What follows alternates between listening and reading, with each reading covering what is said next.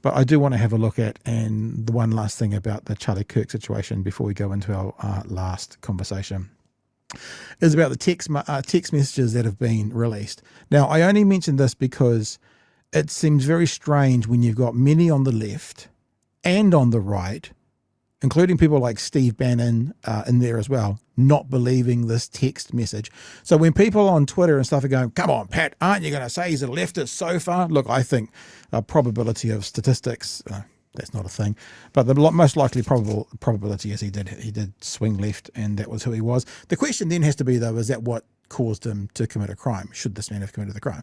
Like, you wouldn't say to a pickpocketer, you're a Democrat, makes sense, and I'm not being silly, I'm not saying it won't be, but that's the next stage. After it is where you sit politically, then is how did that contribute to this alleged crime? That's the next stage.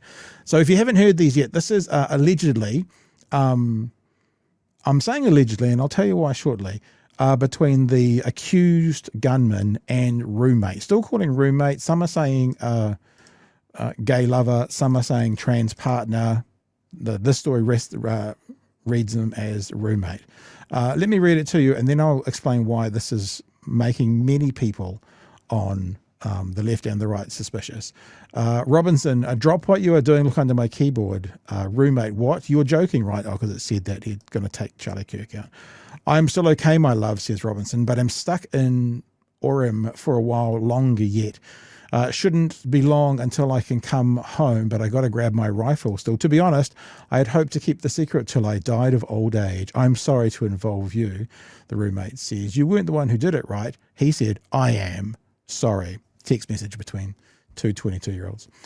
I thought they caught the person. No, they grabbed some crazy old dude, then interrogated someone in similar clothing. I had planned to grab my rifle from the drop point shortly after, but most of that side of town got locked down. It's quiet, almost enough to get out, but there's one vehicle lingering. Why? Why did I do it? Yeah, I had enough of his hatred. Some hate can't be negotiated out. He says, if I'm able to grab my rifle unseen, I will have left no evidence. Going to attempt to retrieve it again. Hopefully they've moved on. I haven't seen anything about them finding it. Roommate says, how long have you been planning this? He says, a bit over a week, I believe. I can get close to it, but there is a squad car parked right by. I think they already swept the spot. I don't want to chance it.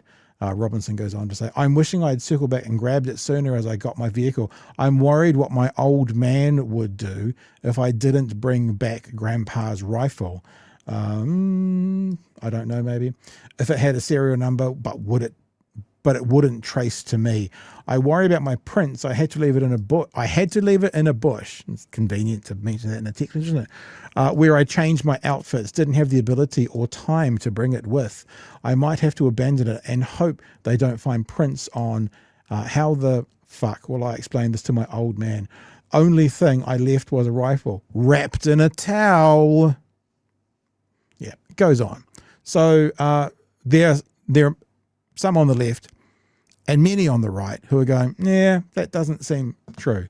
There is one particular Twitter user who says this: I try not to be a conspiracy theorist, but I have a really hard time believing in a short text exchange, the alleged shooter. So this is what he does in that thing. He makes his confession. He confirms location of weapon. He confirms type of weapon. He confirms it was wrapped in a towel. He confirms the motive. He exonerates the decoy. He admits to the bullet engravings. Oh, yeah, that was said later on as well. When you see me, I should probably read that because that was one of the funniest things. He says, at some stage he goes, when I've been scribing on those rifles, yeah, remember how I was engraving bullets? The fucking messages are mostly a big meme. If I see notices bulge on Fox News, I might have a stroke. All right, I'm going to have to leave it.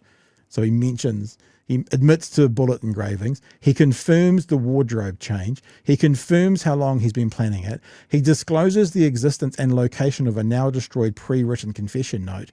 He randomly tells his boyfriend that his dad is die-hard MAGA, as if he wouldn't already know given the nature of their relationship, and is worried about his dad/grandpa being upset if he doesn't come home with a rifle, not the fact that he just used it to commit a murder.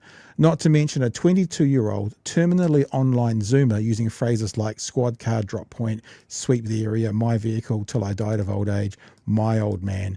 This one person on Twitter, who has obviously got some kind of profile, nearly 300,000 followers, says, I'm sorry, I just don't buy it. There we go. And that is the last of that for this week. Yeah. So whilst people, well, I mean, literally, Elon Musk made up his mind 3 minutes after the shooting. And then between then and now, most people on the right have found their way to a guaranteed person on the left. Signs are certainly more pointing towards the left than the right. I don't, it's not something that really concerns me where they are politically, just me personally. Because remember, yesterday, like I said, people with power or influence, they're the opinions that matter, right? Not randos on the street corner, not your Uncle Bob on Facebook. They're the ones that matter, people who can make a difference. And the other thing is what is still unequivocal, and people are pushing back about this a lot, and you shouldn't be because it's unchallengeable, is the right in general, like looking not at the individual event, but the bulk of the data is exponentially more violent than the left. So when the right start to talk about this as a the continuation of the leftist thing, it's just stupid. Someone today, I put up some research from the ADL and they got all pissy and they said, we don't trust the ADL on this and that. And I went, okay. And I went, well, here's one from this criminologist school. Here's one from this university. Here's one from this group, all research saying exactly the same thing. And I'm like, are you still there? Because they had obviously run away. Where are you? You're nowhere to be seen. That's an unchallengeable fact that the right in America has far more political violence than the left in America. Let's start the conversation there and then we can continue on. We don't start from a conversation of bullshit that it's the left that are, as Elon Musk said, the party of murder.